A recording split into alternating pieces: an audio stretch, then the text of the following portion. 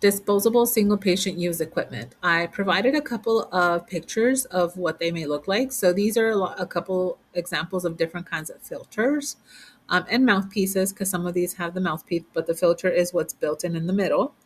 And then these are the nose clips that we provide, which are disposable, so they do get thrown away for patients to kind of plug their nose up while they're performing these tests. So these products typically feature high bacterial viral filtration efficiencies, 99%, low resistance, and fit various barometers. Products include mouthpieces, which is what this one is right here, which are disposable cardboard or plastic, which is latex-free mouthpieces, flanged, and there's like a little flange on that one. Um, and then there can be sizes for children and some adults. PFT filters crucial for filtering exhaled bacterial viruses, protecting both the patient and the inside of the equipment. Nose clips, which is here once again. It's single patient use. Nose clips prevent air leakage during spirometry. And then specialized kits include items like DLCO barriettes for lung diffusion testing, which act as a barrier to infuse cleanliness. Airborne isolation precautions. So, engineering controls. Performing PFTs in an airborne infection isolation room, which is an AIIR, with negative pressure, or a normal room with an enhanced air exchange rates from 6 to 12 air changes per hour. PPE, which is normal. Staff must wear an N95 or FFP or FFP3 mask, eye protection, face shield or goggles, gloves, and a gown.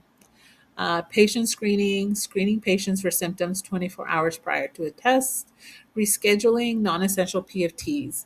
Um, Rescheduling non essential PFTs for those symptoms of recent COVID-19 TB diagnosis within 30 days, just so that you prevent that from spreading throughout to other patients. Testing protocol, use of disposable viral filters on all mouthpieces, ensuring a secure leak proof seal, and discard them after each patient use. These are single disposable items that are used for PFT, so they are thrown away to prevent that cross contamination of just viruses and bacterias. Environmental cleaning, allowing adequate room downtime after the test to allow air exchange, which can range from 1 hour up to several hours depending on the room's ventilation capacity. So if you do get a COVID-19 patient or a person who has just an airborne infection, just allowing that room to air out and just kind of disinfect for a while before you bring in another patient. Patient management. Request that the patient wear a surgical mask into the facility and direct to the testing area, removing only for mouthpiece portion of the test. Administrative measures. Minimizing the number of staff in the room during the test. Separate testing areas for suspected airborne infections. Scheduling vulnerable patients at the beginning of the day.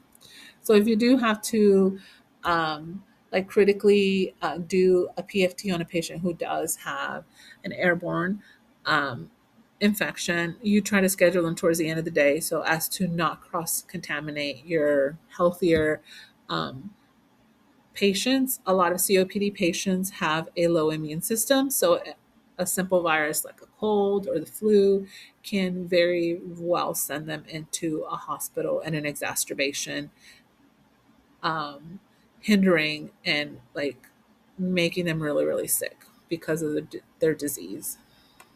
And then here is my works cited. These are all places that I gathered my information from. And thanks for watching.